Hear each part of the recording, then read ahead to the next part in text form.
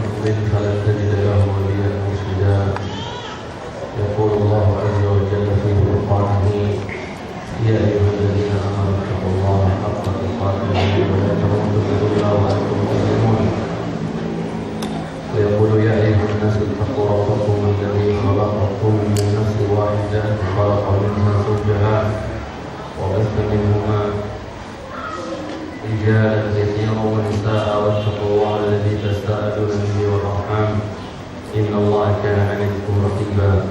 ويقول: يا أيها الذين آمنوا اتقوا الله وقولوا قولا سديدا يصلح لكم أعمالكم ويغفر لكم ذنوبكم ومن يطع الله ورسوله فقد فاز فوزا عظيما. أما بعد، فإن أحسن الكلام كلام الله وأحسن الهدي هدي رسول الله صلوات ربي وسلامه عليه وشر الأمور محدثاتها فإن كل محدثة بدعة وكل بدعة ضلالة وكل ضلالة في النار. أما بعد،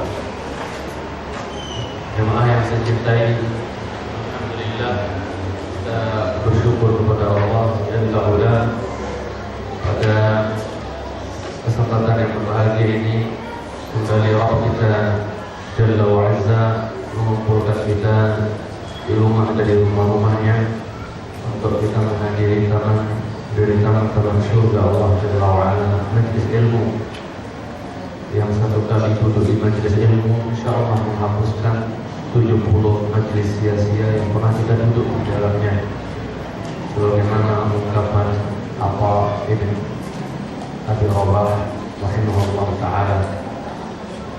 Dan semoga Allah Jalla wa'ala menurunkan kita ilmu yang nafi', ilmu yang bermanfaat, dan kita berlindung kepada Allah dari ilmu yang tidak bermanfaat, sebagaimana Rasulullah SAW telah berlindung dari ilmu yang tidak bermanfaat.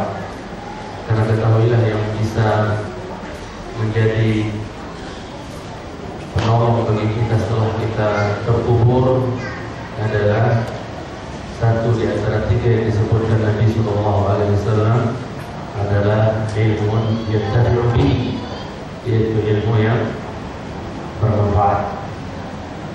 Yang kedua, kita tidak lupa melayangkan salawat dan salam kepada kasih hati kita semua, alaihi afdhalus salam wa azkat taslim. Semoga senantiasa tercurahkan kepada beliau, keluarga, sahabat, tabi'in, atba'ut tabi'in, dan kita mohon kepada Allah Jalla fi'aliyah agar kita senantiasa diberikan istiqamah di atas sunnah beliau sampai Allah Jalla wa'ala mewafatkan kita semua. Allahumma amin. Nah, dikasih tahu sama istri anak bahwa kajian di sini kitanya sama seperti di mana? Waalaikumsalam.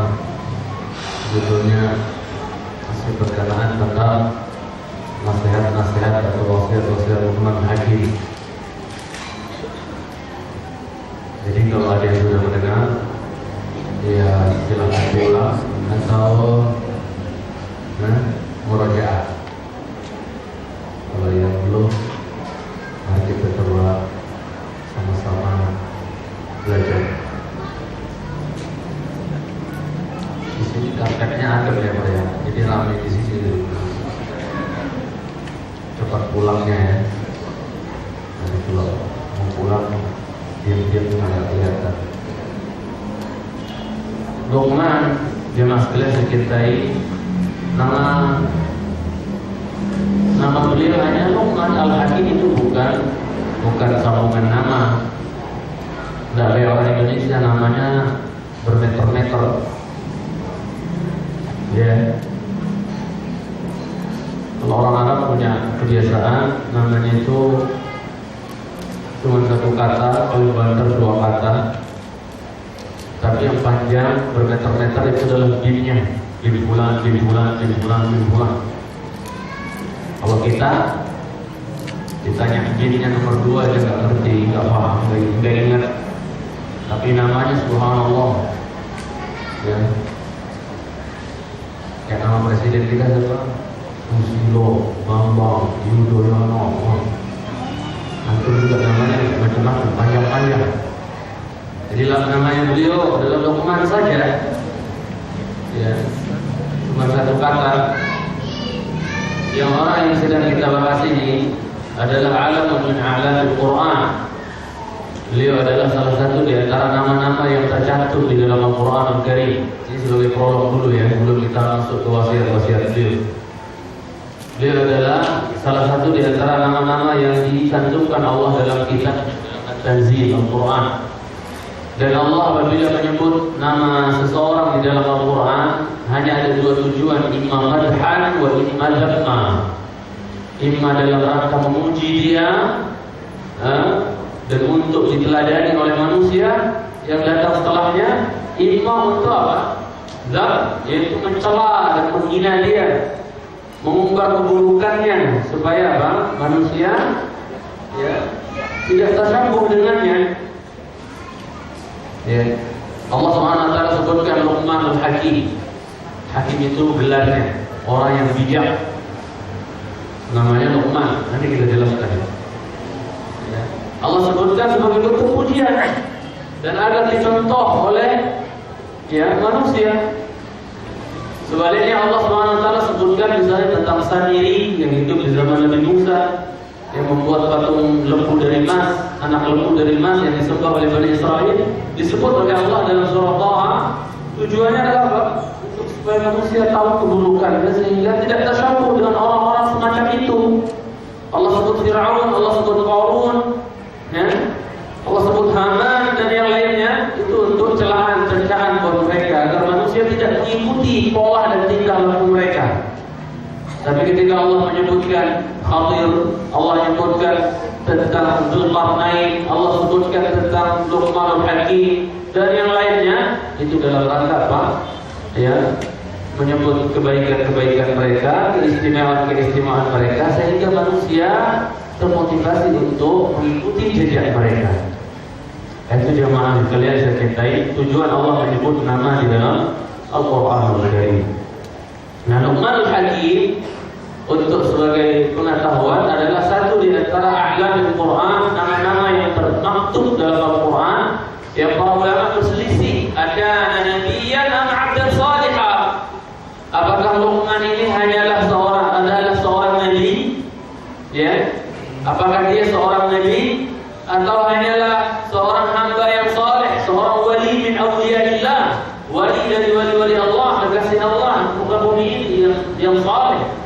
Berselisih para ulama mufassirin, walau yang lebih dekat kepada al-haq, kepada kebenaran, Allah taala a'la wa alam, bahwasanya Luqman al-Hakim bukanlah seorang nabi, ya. Beliau bukanlah seorang nabi. Dan ini yang dikatakan oleh kebanyakan ahli ilmu, bahwasanya Luqman al-Hakim hakiman waliyan wa lam yakun nabiyyan. Beliau adalah seorang yang bijak, hakim, ahli hikmah. Nah, nanti kita jelaskan hikmah itu apa.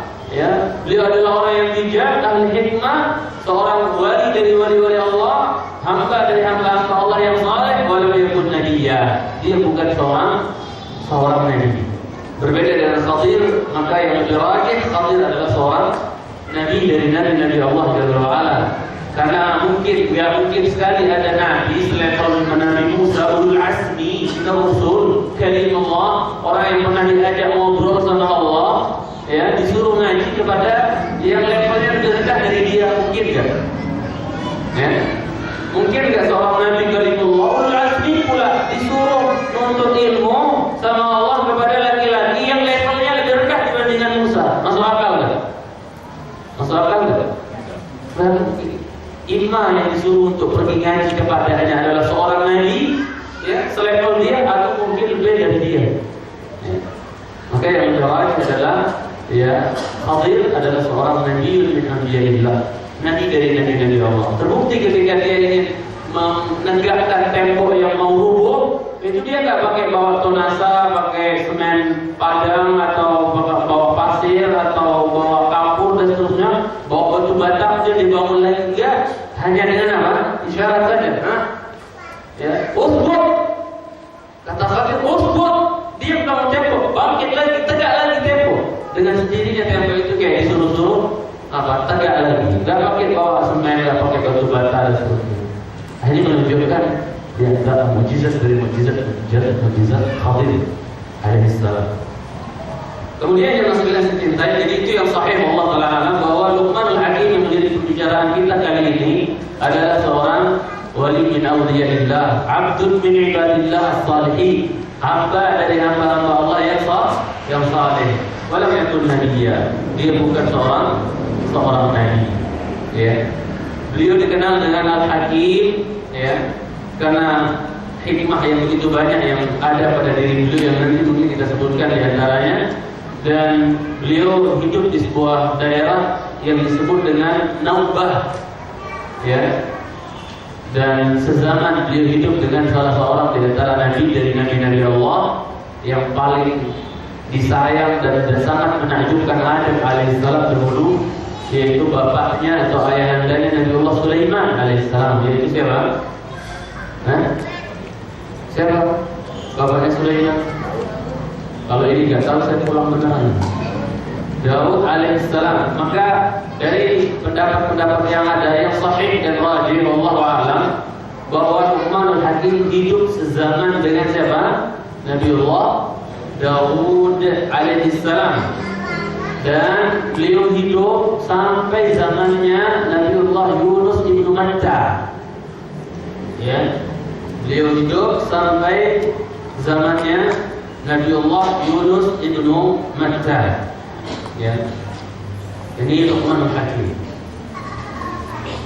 Nasabnya, sebagaimana saya sebutkan tadi, namanya masyhur insyaallah, bahwasanya nama beliau adalah Luqman, putra daripada Ya'ur. Ya'ur. Jadi nama-nama orang Bani Israel agak banyak yang aneh-aneh ya. Nama-nama mereka. Kayak pernah kita bahas di sini tentang Luqman bin Ba'ura, gitu kan? Mirip-mirip Ba'ura, Ya'ur, itu nama-nama orang-orang Bani Israel, jadi kayak gitu-gitulah namanya. Jadi Luqmanul Hakim ini adalah putra dari Ya'ur. Nah, Ya'ur ini adalah putra dari saudari kandungnya Nabiullah Ayub. Jadi Nabiullah Ayub punya saudari kandung. Nah, saudarinya Nabi Ayub ini melahirkan Ya'ur. Ya'ur melahirkan siapa? Luqman. Ya'ur melahirkan Luqman al-Hakim.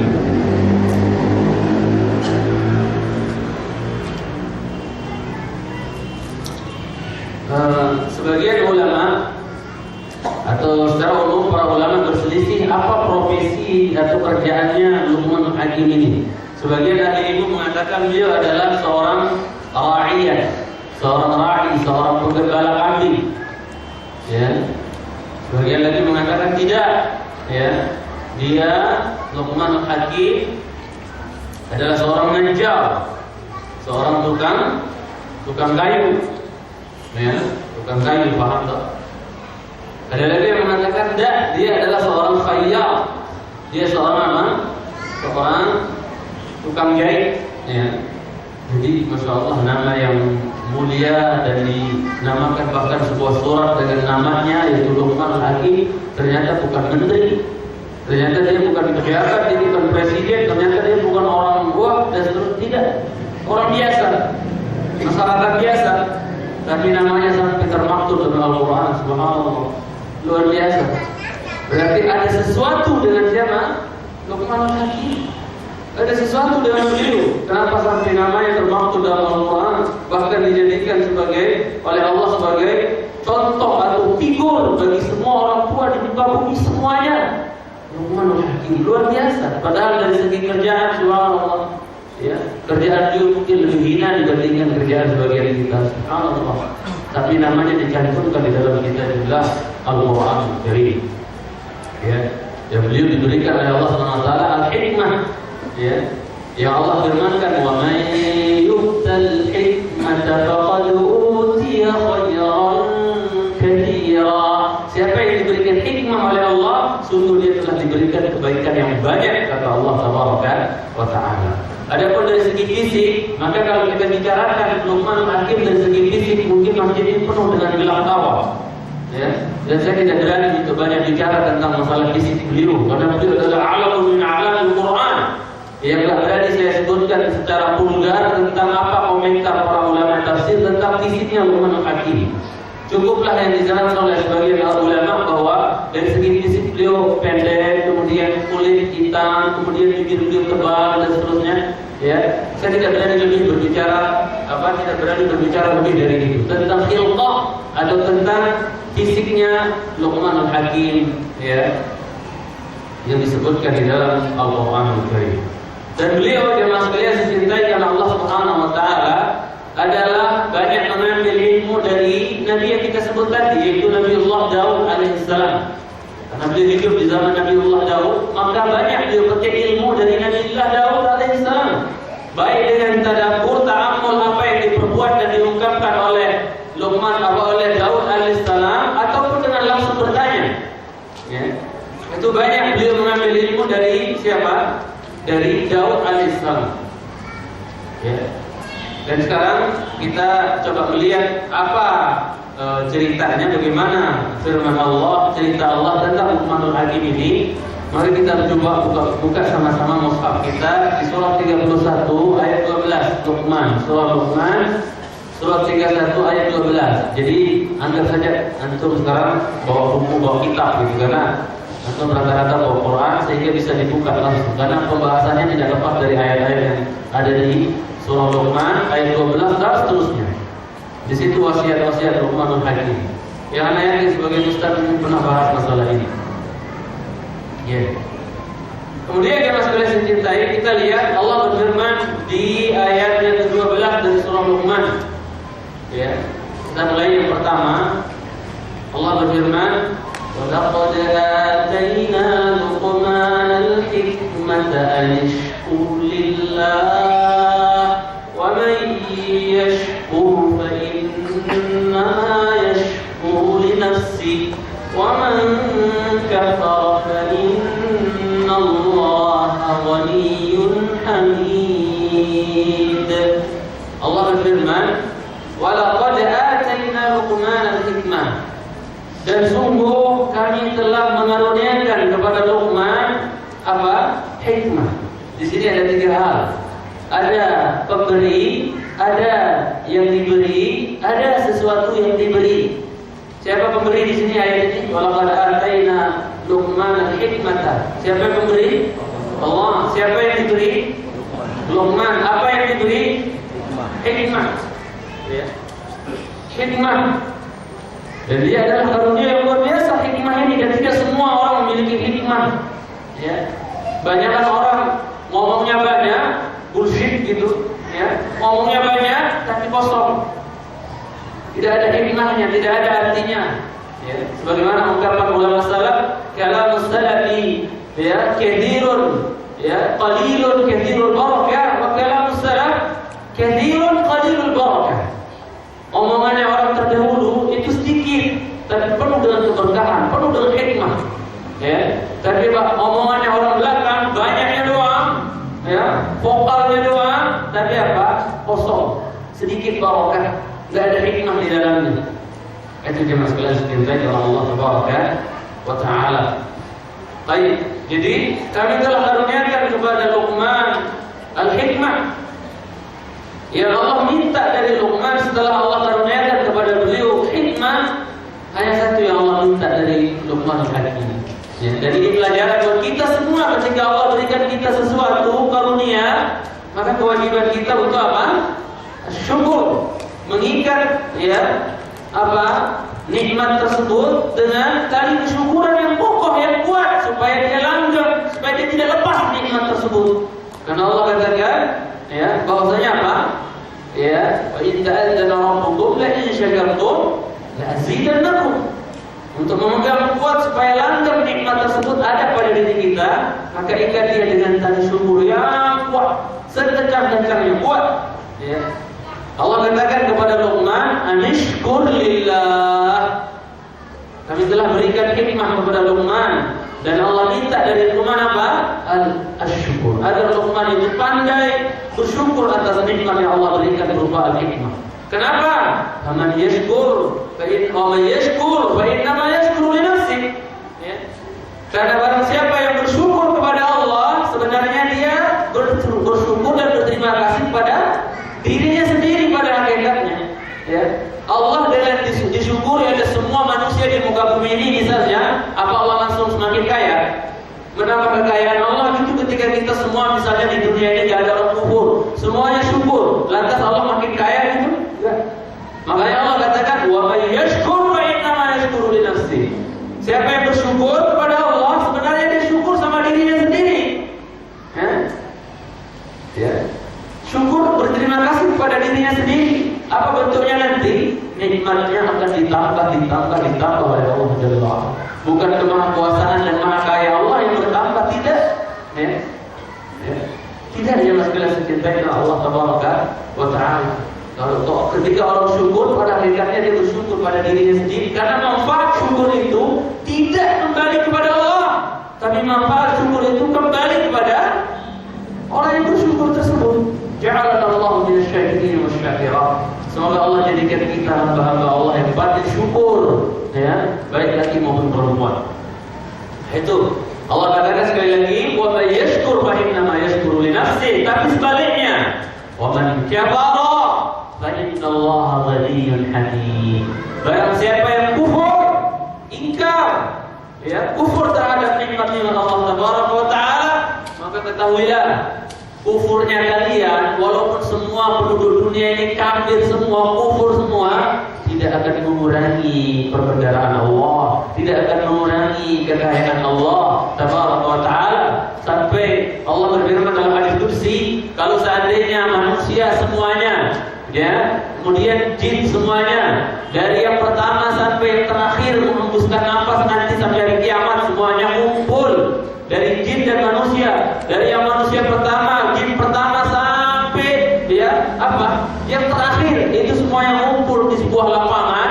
Kemudian semuanya mengangkat tangan memohon kepada Allah, kemudian Allah berikan dari perbendaharaannya, masing-masing yang meminta tersebut Allah berikan. Setiap permintaan mereka diberikan oleh Allah Jalla wa'ala, tidak akan berkurang dari kekayaan Allah, perbendaharaan Allah tidak akan berkurang, kecuali sebagaimana seorang di antara antum membawa jarum ke pinggir samudra yang luas, kemudian antum celupkan ujung jarum tersebut, antum angkat, tetesan yang cuma secuil sedikit itu adalah apa? Yang berkurang dari perbendaharaan Allah. Sedangkan perbendaharaan Allah yang banyak tersebut ibarat samudra yang luas, yang sejauh apa?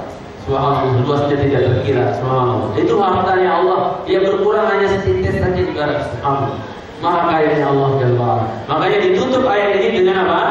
Ya, inna Allah takkid dulu dengan inna, sesungguhnya, untuk taukid, menekankan bahwasanya apa? Allah benar-benar kaya. Tidak seperti tuduhan orang-orang bejat di kalangan orang-orang Yahudi yang mengatakan bahwasanya inna Allah faqirun wa nahnu aghniya. Allah itu kere, kita kaya, kata orang Yahudi. Ya. Allah itu miskin, kita kaya, kata orang Yahudi. Enggak. Kita orang Islam punya keyakinan berdasarkan kitab kita Al-Quran Al-Karim. Allah berfirman di akhir ayat, fa innallaha ghani, sesungguhnya Allah itu adalah kaya, maha kaya, ya. Dan Allah, ya, zat yang maha kaya, marah. Kapan marahnya? Ketika hambanya gak mau minta sama dia. Coba untuk minta sama manusia, lama-lama apa dia? Makanya kayak nahan orang ini. Lama-lama yang diminta, walaupun dia kaya kayak gimana, ya, sekaya apapun, kalau diminta terus, maka ada saatnya dia ngedumel. Tapi Allah akan ngedumel kalau hambanya gak minta sama dia. Subhanallah. Ya, perbedaan antara khalik dan makhluk. Ya. Ya. Biasanya kalau manusia kedermawanannya ada batasnya biasanya, tapi Allah kedermawanannya tanpa batas. Ada di masalah cintai dengan Allah Subhanahu wa Ta'ala.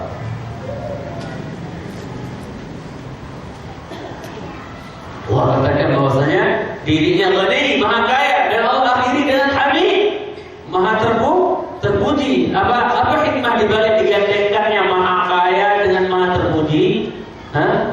Agar apa jemaah sekalian saya cintai? Agar ketika seorang hamba meminta karunia, minta rezeki, minta sesuatu dari Allah, minta hajat dari Allah Jalla wa'ala, jangan sampai apa? Mintanya itu to the way, angkat tangan, ya Allah aku mau mobil, ya Allah aku mau istri, ya Allah aku mau anak, ya Allah aku mau. Tahmid dulu, puji dulu Allah Jalla wa'ala. Gak usah jauh-jauh dulu, ya. Gak usah jauh-jauh, antum ada butuh sama Dia mungkin orang mampu, antum kurang mampu, antum ada butuh, mau minjem sesuatu, datang, Mas, aku minjem duit 1 juta, langsung ya. Atau pakai mukadimah dulu kayak pahala, antum berkhair, masya Allah saya semua ya Pak ya, dan seterusnya.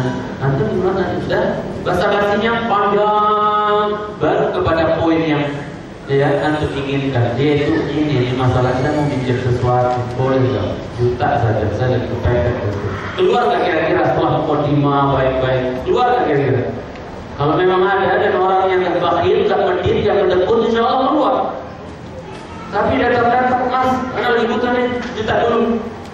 Ini orang walillahil matsalul a'la. Allah memiliki perumpamaan yang lebih tinggi. Kalau makhluk saja begitu, Allah juga perlu untuk kita muqaddimah dulu, puji-puji Allah.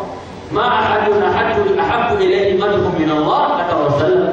Enggak ada zat yang paling senang, paling bangga kalau dipuji melainkan siapa? Allah Jalla wa Ala. Makanya dia memulai ayatnya dalam Al-Quran apa? Alhamdulillahi Rabbil Alamin. Segala puji hanyalah miliknya Rabbul Alamin. Kenapa?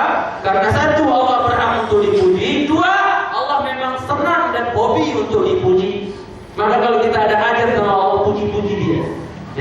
Itu dia Mas bilang saja. Apalagi udah dikasih, udah diberi karunia tersebut, nikmat tersebut, Allah lebih banyak lagi kita puji Allah wa ta'ala. Dan yang maha kaya, alhamdulillah dengan lisan, kemudian diwujudkan dengan jawarih, dengan anggota badan kesyukuran tersebut.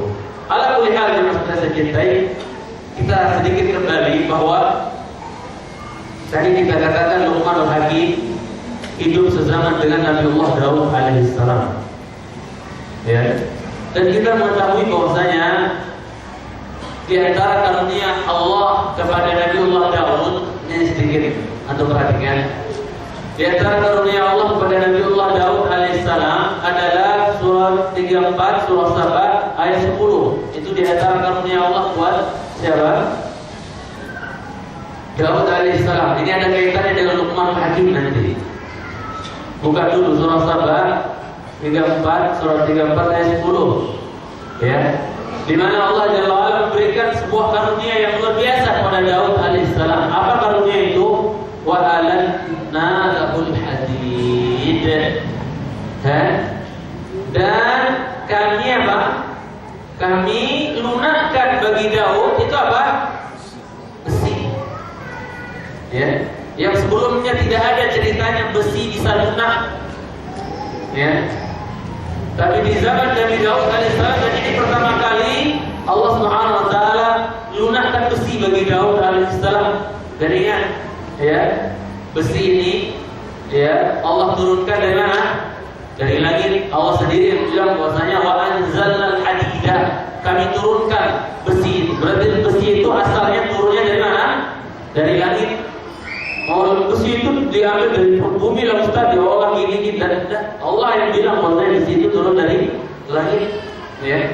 Dan nanti di akhir zaman tidak ada orang perang pakai apa?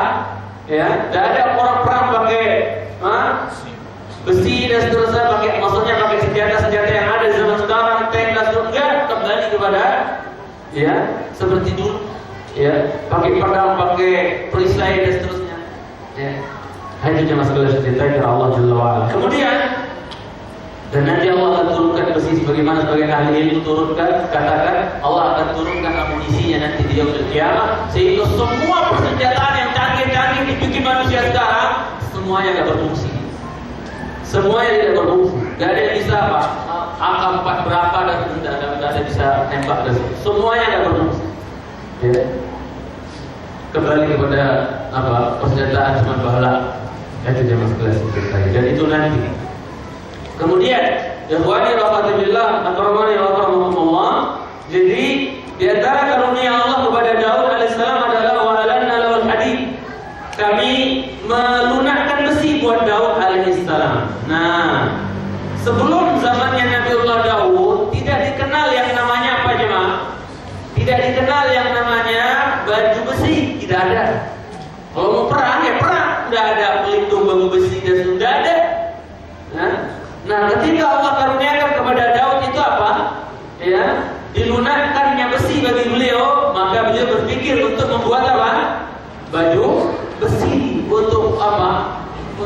dipakai ketika berperang, melindungi badan dari sabetan pedang atau panah dan seterusnya. Maka apa jemaah sekalian dicintai? Mulailah Daud alaihissalam membuat apa? Baju besi. Dan Allah Subhanahu wa taala perintahkan kepada Daud, ya. Coba lihat di ayat 11-nya, sahabat ayat 11-nya. Di situ Allah katakan, di tengah-tengah ayat Allah katakan waqaddir bis-sardi. Ya. Waqaddir bis-sardi. Ya. Ada enggak kata-kata qaddir bis-sardi di situ? Di ayat 11. Apa artinya? Qaddir bis-sardi? Agar Daud alaihissalam apa? Pertengahan dalam apa maksudnya? Kalau di ayat artinya apa? Waqaddir bis-sardi. Ya, ketika membuat baju besi tersebut, Allah suruh untuk jadikan apa? Ya, baju besinya itu wasatan. Qaddir itu maknanya wasatan, pertengahan. Dalam artian apa? Kata para ulama tafsir, wahai Daud, jangan engkau bikin baju besinya itu terlalu tebal, sehingga kalau dipakai untuk perang, orang makainya apa? Berat, tergopoh-gopoh, susah. Jangan terlalu berat, itu mana qaddir bis-sardi. Kemudian apa? Jangan juga terlalu tipis. Bikinnya jangan terlalu tipis sehingga tidak bisa menahan tusukan tombak dan apa? Panah, legitan dan panah dan seterusnya. Maka jangan terlalu tipis. Tapi apa? Qaddir bis-sardi. Sedang-sedang, kata Allah Tabaraka wa Ta'ala. Apa yang terjadi dengan sekalian dicintai? Ketika Nabi Allah Daud mulai bikin, dirancang baju besinya, dan itu pertama kali di dunia dikenal baju besi. Ya. Kalau sekarang sudah jadi anti peluru ya Pak ya. Ya. Pertama kali di zaman Nabi Allah Daud alaihissalam. Nah, masalahnya adalah setiap kali ada orang lewat, ya, setiap kali ada orang lewat melihat Daud alaihissalam bikin baju besi seperti itu, maka apa? Mereka nggak pakai apa? Ta'ammul dulu, nggak pakai apa? Dipantang-pantang dulu, lihat dulu ini bikin apa ya? Nanti jadi apa ini besi ini yang dirancang-rancang sama Daud ini? Dia nggak apa? Nggak mikir dulu, nggak diperhatikan, nggak ditelah dulu lihat ini jadi apa ya Daud bikin apa dan seterusnya. Tapi kebanyakan yang lewat itu apa? Begitu lewat Daud bikin apa sih? Baju besi, pergi. Ini tiba-tiba orang malas, ini tiba-tiba bukan orang hakim, bukan orang bijak, apa-apa langsung celupin tanya. Maka di antara adab yang antum di sana, biar kalau Ustaz lagi ngomong, kalau Ustaz lagi ceramah, jangan disekam, apa Ustaz potong dikit, itu bukan adab, ya, itu bukan orang bijak, bukan hakim, ya. Seorang penuntut ilmu yang bijak, dengarkan dulu apa yang disampaikan, nanti pada saatnya saya jawab, baru dia bertanya saya semaunya, gitu, maksudnya bebas, gitu kan. Di sini orang-orang yang lewat di depannya Daud alaihissalam yang sedang bikin baju besi, itu apa? Nggak pakai melihat-lihat dulu, bikin apa ya Daud ya? Lihat dulu biar saya dapat ilmunya, caranya begini dan seterusnya. Sehingga saya tahu nanti ujungnya jadi apa itu dan seterusnya. Lihat dulu, itu orang bijak. Tapi yang lewat semuanya rata-rata apa? Nah, begitu melihat Daud, bikin apa? Daud bikin apa sih? Oh, baju perang udah pergi. Oh, gini. Pergi mereka. Tidak ada yang hakim, tidak ada yang bijak. Lihat dulu biar dia bisa pelajari, bisa lihat bagaimana caranya dan seterusnya. Semuanya lewat, nanya, kabur. Lewat, nanya, kabur. Lewat, nanya, kabur. Datanglah saatnya Luqmanul Hakim lewat. Lewatlah Luqman Hakim yang sedang kita bicarakan.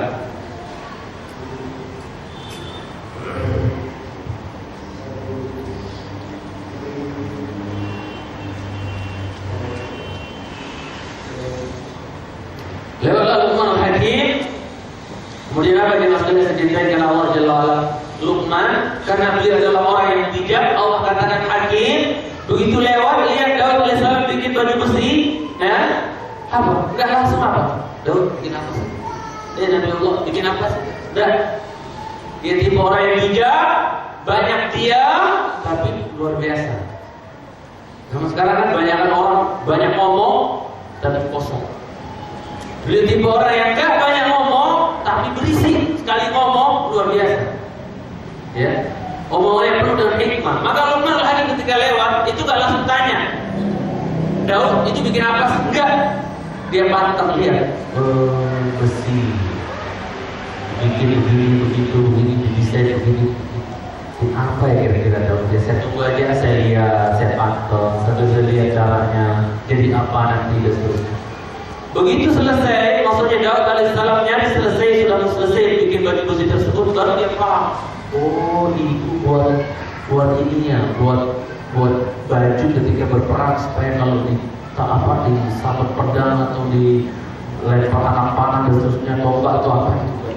Ngerti dia, paham. Baiknya nggak mendukung saya karena saya lemes suaranya. Ya, semakin kecil. Tapi jelas kan, kan? Ya. Jadi saya harus agak angkat suara kecil, naik, nggak apa-apa. Kemudian yang Rasulullah saya cintai, pahamlah dia baju besi toh yang dibikin, dipantang. Mana yang lebih baik menurut antum? Yang lewat langsung tanya, nggak pakai mikir, nggak pakai lihat, nggak pakai pantang, nelaah dulu, ya langsung kabur, atau yang mantap dulu baru nanti terakhir ngerti sendiri, paham sendiri. Mending mana ini menurut antum? Mending yang mana? Mending Luqman Al-Hakim, pantang dulu, lihat dulu, jangan banyak ngomong dulu, lihat dulu, perhatikan. Dan ini saya mau kasih satu pelajaran buat antum. Dari ayat ini kita bisa ambil satu hal, bahwa antum kalau mau cari kebenaran, betul-betul cari kebenaran, jangan apa? Ya, jangan begitu melihat, oh itu jenggot, oh itu citra, itu jilbabnya gede, enggak langsung pobi. Duduk dulu, dengar dulu, pantang dulu. Sebagaimana dulu siapa?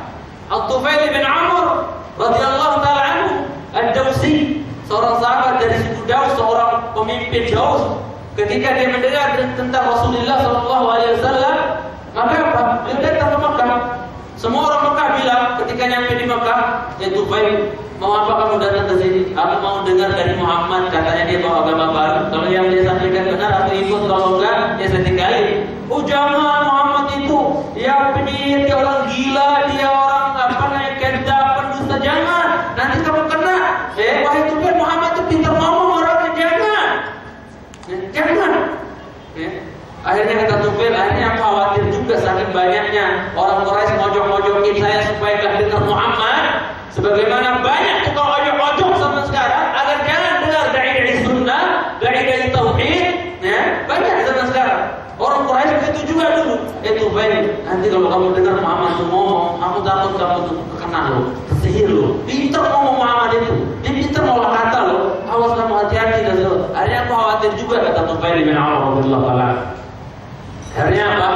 Ya, jemaah sekalian cerita dikit, nyimpang dikit. Akhirnya apa jemaah sekalian cerita karena Allah Jalla wa Ala? Tufail bin Amr tutup dua telinganya pakai kapas yang tebal. Tapi setebal-tebal antum tutup, ya, setebal-tebal kapas yang antum tutup dengan telinga antum. Kalau memang suara kebenaran itu harus menembus telinga antum, tembus sudah. Insyaallah. Ya. Alhamdulillah telinga antum termasuk yang tembus dengan kebenaran, suara kebenaran yang kita sampaikan. Jadi jemaah sekalian saya cintai, ditutup telinganya. Suatu hari Tufail bin Amr jalan melewati Ka'bah. Dilihatnya Muhammad sedang salat sallallahu alaihi wasallam. Dulu sebelum Isra Mi'raj salat 2 rakaat pagi, 2 rakaat sore, 2 kali saja salat sebelum Isra Mi'raj 5 waktu. Maka apa?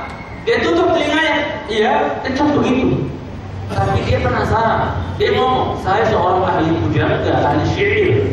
Ya, saya orang cerdas, saya orang pintar, saya bukan orang doon. Ya, kenapa saya harus tutup telinga saya? Ya, saya penasaran, tapi telinga saya tutup. Ya, kenapa saya tidak dengar aja omongannya Muhammad? Kalau memang benar ya nggak apa-apa, saya ikuti. Apa salahnya saya ikuti? Kalau memang salah, ya sudah saya tinggalkan. Akhirnya bagi masalah saya cintai, dia ambil tutup telinganya, dia buang. Ternyata yang didengar kiranya apa? Wah, dan ha.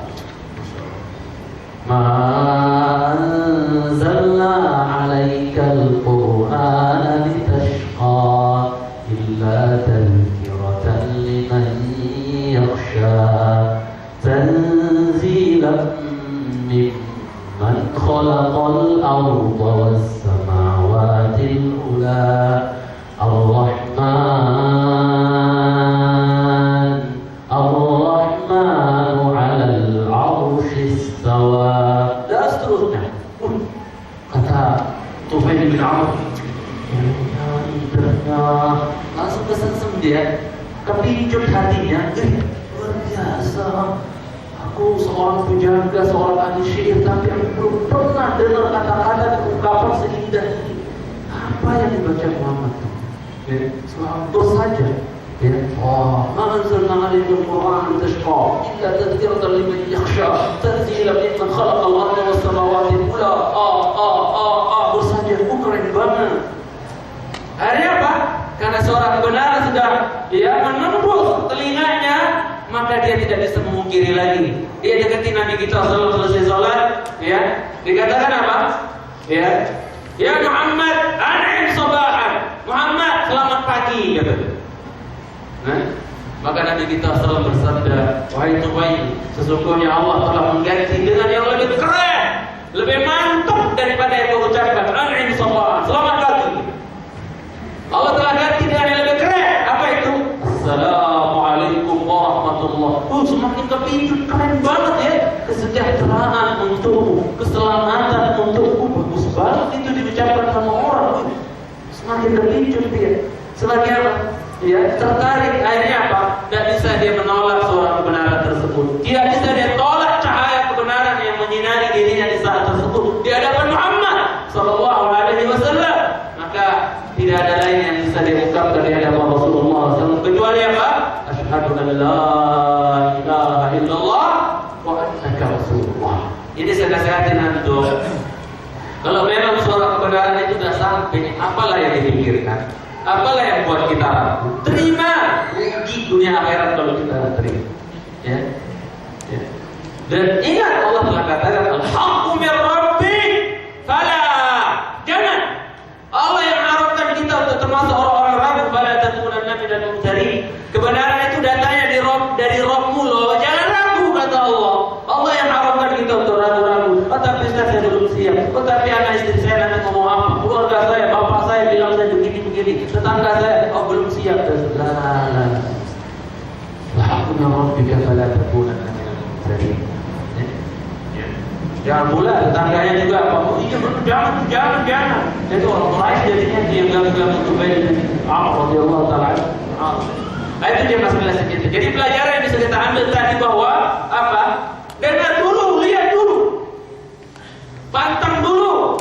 Kalau cocok, alhamdulillah, ambil.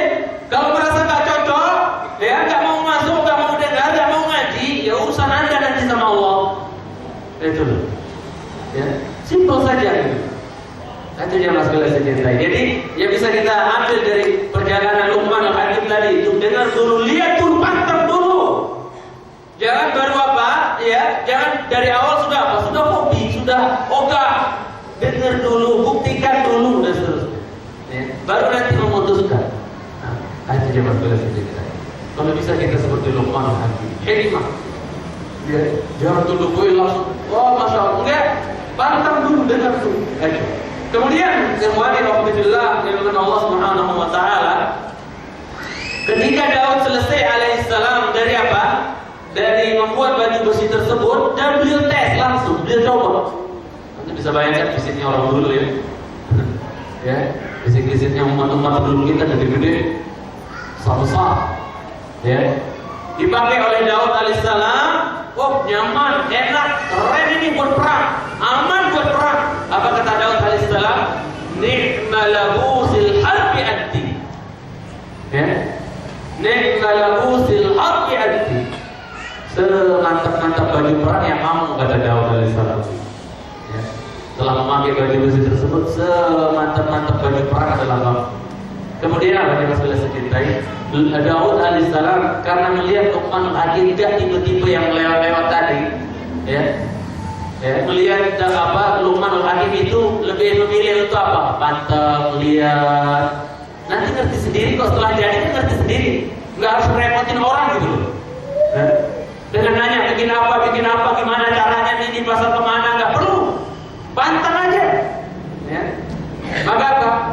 Daud alaihissalam ketika melihat sikapnya Luqman Al-Hakim yang lebih memilih untuk melihat, menelaah, maka apa? Beliau sanjung habis-habisan Luqman Al-Hakim. Apa kata Daud alaihissalam menyanjung Luqman Al-Hakim? Hakim kata beliau, as-sabtu hikmah wa qalilul fa'iluh. Yang namanya diam itu adalah hikmah. Ya. Yang namanya diam itu adalah hikmah, tapi sedikit orang yang melakukannya. Paham maksudnya jemaah? Jadi kita kembalikan kepada sabda Rasulullah, "Man kana yu'minu billahi wal yawmil akhir, falyaqul khairan aw liyasmut." Siapa yang beriman kepada Allah dan hari akhir, hendaknya dia ngomong yang baik, kalau enggak dia wahal yakubbun nar bila jahannam illa asaidu alsinatihim. Kata Rasulullah, bukankah yang paling banyak menyelupupkan orang ke dalam jahannam itu karena apa? Hasil perbuatan lisannya. Ya. Makanya Ibnu Abbas sepupu Rasulullah mengingatkan kita, qul khairan taghnam, abiskun an syarrin taslam, wa illa fa'lam annaka satadam. Ngomonglah yang baik, kamu beruntung. Kamu beruntung pasti kalau kamu ngomong yang baik. Kalau ngomong yang baik, kamu pasti beruntung, kata Ibnu Abbas. Atau kalau enggak, diamlah dari ucapan-ucapan yang enggak baik. Maka apa? Kamu pasti selamat. Ya? Kamu pasti selamat. Maka kalau enggak kamu kerjakan dua-duanya, ya, kamu enggak kerjakan dua-duanya, malah milih ngomong, ya, yang tidak bermakna, yang tidak ada manfaatnya, maka apa jemaah sekalian cintai? Kata Ibnu Abbas, fa'lam annaka satadam. Ketahuilah kamu akan menyesal. Dan itu pasti. Ya. Ketahuilah kamu akan menyesal, kata Ibnu Abbas radhiyallahu taala anhuma. Baik, kita lanjutkan jemaah sekalian cintai. Adapun di dalam selain Al-Qur'anul Karim, di dalam asar-asar yang sahih, banyak sekali nasihat-nasihat atau wasiat-wasiat Luqmanul Hakim yang beliau sampaikan kepada anak beliau, kepada putra beliau, yang tidak disebutkan oleh Al-Quran siapa nama anaknya Luqmanul Hakim. Tidak disebut. Maka apa yang Allah diam darinya kita dapat tebak-tebak. Oh, nama anaknya Luqman pura-pura. Allah diam darinya, maka kita lebih bingkem lagi, jangan banyak ngomong. Ayo.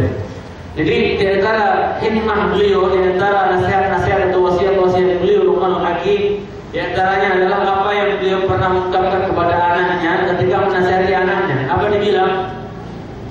Ya. Beliau pernah berkata, "Ya bunai, wahai anakku sayang." Ini panggilan kasih sayang ya. Kalau bilang ya bunai, ya, itu adalah panggilan kasih sayang. Kalau hanya dikatakan ya ibni atau ya waladi itu kasar.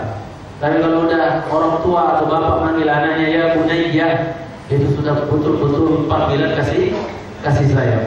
Dia panggil anaknya ya bunayya. Dan tolong pakai tipe atau ya trik dalam menasihati anak seperti trik yang dipakai oleh Luqman. Jangan manggil anaknya, bandel sini, jelek sini, juling sini, dumu sini, anak kurang ajar sini. Jangan. Ya. Itu bukan yang malah memperbaiki, tapi merusak anak. Dalam satu detik dirusak anak. Dia hancurin sehancur-hancurnya anaknya dengan dipanggil dengan panggilan-panggilan yang enggak layak. Padahal sebelum ya anaknya atau ketika anak, bahkan dari sebelum anaknya lahir, dia udah puyeng pusing nyari apa coba.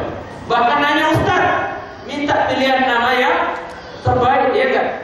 Rata-rata antum kan repot kan ketika anaknya sudah mau lahir, repot cari nama. Semua ustaz diinterogasi, ustaz anak yang bagus namanya apa dan seterusnya. Tapi ketika anaknya udah gede, salah dikit mau dinasihatin, apa? Dumu sini, kurang ajar sini, dasar anak. Lupa dia nama anaknya ketika dia marah sama anak. Apa begitu orang tua menasihati anak ketika salah? Begitu ya Pak?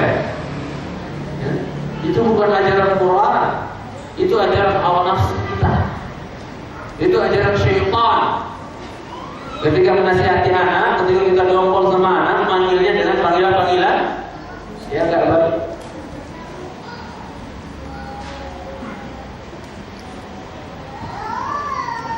Panggilan Al-Quran, ya bunayya. Buat apa